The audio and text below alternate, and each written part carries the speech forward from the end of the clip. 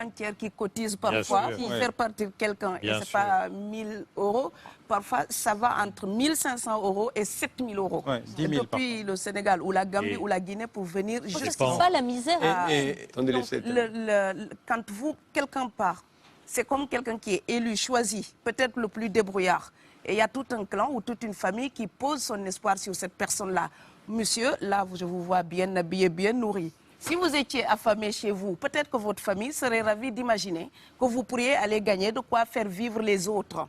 Donc c'est aussi une solidarité qui est en œuvre. On laisse partir quelqu'un, on compte sur lui. Vous allez me laisser terminer. Et Schengen, entre guillemets Schengen, ça me permet d'être invité aux Pays-Bas, monsieur, donner des conférences dans vos universités. Quand ils trouvent que mon cerveau est convenable, là, ils l'utilisent. Par contre, ils sont embêtés à l'idée d'avoir mon frère, qui n'est pas aussi diplômé que moi et qui pourrait avoir peut-être envie de travailler dans le bâtiment. Donc, vos pays deviennent schizophrènes.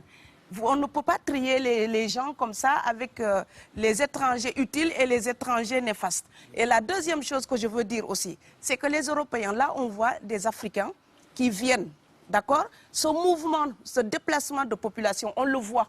Mais on ne voit pas le mouvement des Européens allant vers les autres pays. Alors celui-là, c'est le mouvement des puissants.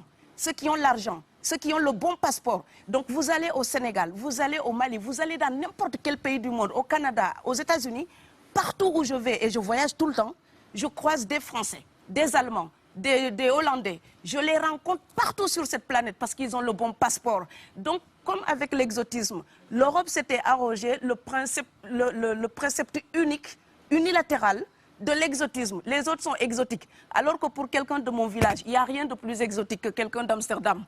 Maintenant, pour l'étranger aussi, pour les voyages des temps modernes avec la mondialisation, quand les pauvres viennent vers vous, il y a des mouvements de foule qu'il faut bloquer.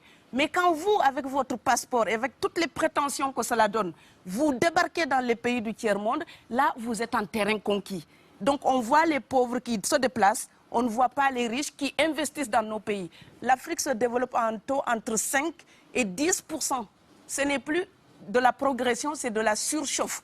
Sauf que quand des pays du tiers-monde se développent et qu'ils n'ont pas les moyens pour gérer tout ça, il faut une ingénierie, il faut une formation, il faut des populations pour installer une démocratie. Là, cette surchauffe-là, vous avez besoin qu'on reste dominé pour servir de débouché à l'industrie européenne.